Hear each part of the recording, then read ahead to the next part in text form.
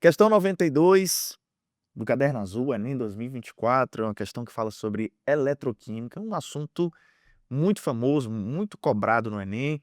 E se você tiver interesse em aprofundar nesse assunto e mais assuntos importantes para o Enem, te recomendo a dar uma olhada na descrição desse vídeo, tá? Tem um curso bacana voltado para os temas mais cobrados do Enem, como, por exemplo, eletroquímica, beleza? Células a combustível microbianas são capazes de gerar eletricidade a partir de águas residuárias urbanas e agroindustriais. As CCM são compostas de duas camadas. Numa delas, onde ocorre o tratamento de matéria orgânica, as bactérias eletrogênicas crescem, formando um biofilme e se alimentam dos poluentes presentes no efluente. Ao se alimentarem, essas bactérias geram uma corrente elétrica que percorre o material sobre o qual elas formam o biofilme. Um fio condutor externo possibilita a migração dessa corrente para uma segunda câmara, promovendo uma reação química. A figura esquematiza uma CCM e as reações envolvidas. Parece muito uma célula de combustível. Isso aqui é uma bateria, é uma geradora de eletricidade por meio de uma reação química de oxirredução, tá? E toda bateria tem dois polos. O polo negativo, onde acontece a oxidação, certo? Vai ser o nosso ânodo. Polo negativo é o ânodo, é onde acontece a oxidação. E a oxidação da matéria orgânica. A matéria orgânica, que na forma de íon acetato, se converte em CO2, que é a forma em que o carbono tem o seu maior estado de oxidação. Do outro lado, nós temos o cátodo, que é o polo positivo, onde acontece a redução. No caso, a redução do oxigênio é em água, tá? O oxigênio que tem NOx 0 passa a ter NOx menos 2. E aqui mostra o fluxo de elétrons que vai ser formado, né? Uma corrente elétrica que vai ser formada sempre do ânodo para o cátodo. Você não pode esquecer isso, tá? O fluxo de elétrons em uma bateria é do ânodo para o cátodo, do polo negativo para o polo positivo. Então ele esquematiza aqui como é que é essa bateria formada por bactérias que fazem reações químicas gerando corrente elétrica. Mas o mais importante nessa questão, e que torna essa questão fácil, são essas semi-reações que ela coloca, tá? Ela coloca duas semi-reações. A primeira é uma semi-reação de oxidação, tá? A gente sabe porque os elétrons estão do lado dos produtos, dando a ideia de que esses elétrons estão sendo produzidos. Alguém está perdendo elétrons, alguém está sofrendo oxidação.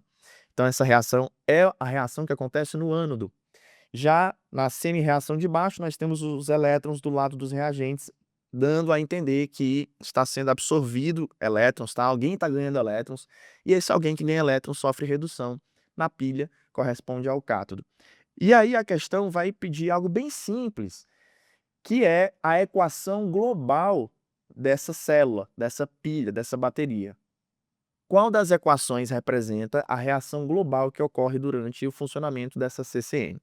É uma questão que assusta, porque tem um desenho, tem duas reações que causa até um certo medinho no aluno, mas é uma questão simples. Ele quer a equação global, e a equação global a gente acha somando as duas semi-reações, certo? A gente vai somar essas duas etapas, cancelando as substâncias que se repetem e resumindo o que sobrar das duas semi-reações. Por exemplo, eu vou somar a primeira com a segunda, cancelando substâncias que se repetem.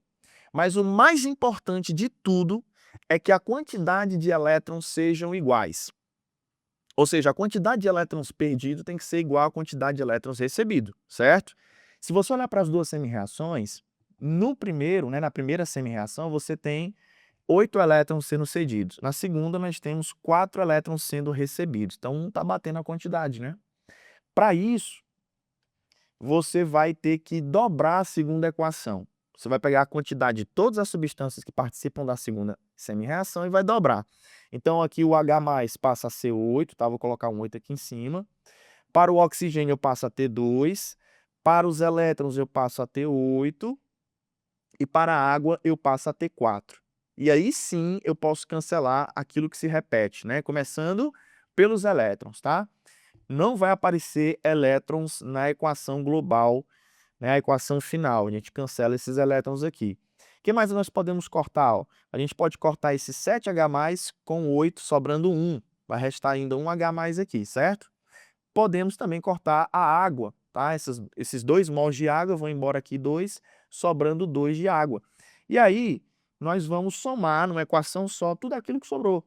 Do lado dos reagentes, nós temos o íon acetato, temos também 2 moléculas, né, 2 mols de oxigênio mais um íon H+, produzindo 2 mols de CO2 mais 2 mols de água. Essa seria a equação final, a equação global.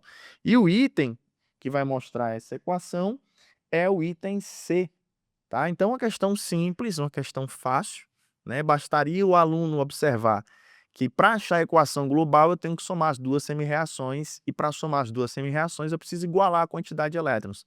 Veja que é uma questão bem simples, né? Ela pode até assustar pelo tamanho, pela imagem, pelas semi-reações, mas a resolução é muito simples, né? Muito fácil, tá? E aí, quero reforçar esse convite. Se você quiser saber mais sobre eletroquímica, dá uma olhada na descrição desse vídeo.